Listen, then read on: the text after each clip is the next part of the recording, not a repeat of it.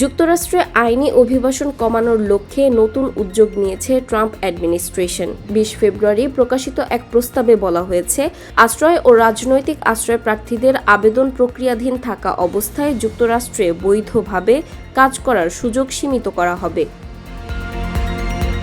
Department of homeland security জানিয়েছে, অনেক আবেদনকারী কেবল ওয়ার্ক পারমিট পাওয়ার উদ্দেশ্যে আশ্রয় আবেদন জমা দেন। এতে নাগরিকদের নিরাপত্তা ও স্বার্থ ক্ষতিগ্রস্ত হতে পারে বলে দাবি প্রশাসনের।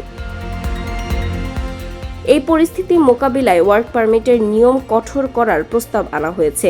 বর্তমানে ইউএস সিটিজেনশিপ অ্যান্ড ইমিগ্রেশন সার্ভিসেসের কাছে প্রায় ১৪ লাখের বেশি আশ্রয় আবেদন বিবেচনাধীন রয়েছে। পাশাপাশি ডিসেম্বর ২০২৫ থেকে জমা দেওয়া সব আশ্রয় আবেদনের সিদ্ধান্ত স্থগিত করেছে প্রশাসন। খসড়া প্রস্তাব অনুযায়ী আশ্রয় আবেদনকারীদের ওয়ার্ক পারমিটের জন্য অপেক্ষার সময় ১৫০ দিন থেকে বাড়িয়ে ৩৬৫ দিন করা হবে। এছাড়া গড় প্রক্রিয়াকরণ সময় ১৮০ দিনের বেশি হলে নতুন ওয়ার্ক পারমিট আবেদন গ্রহণ ও নবায়নও বন্ধ রাখা হতে পারে। তবে প্রস্তাবটির সমালোচনা করেছেন অ্যাসাইলাম সিকার অ্যাডভোকেসি প্রজেক্টের সহ নির্বাহী পরিচালক কনচিটা ক্রুজ।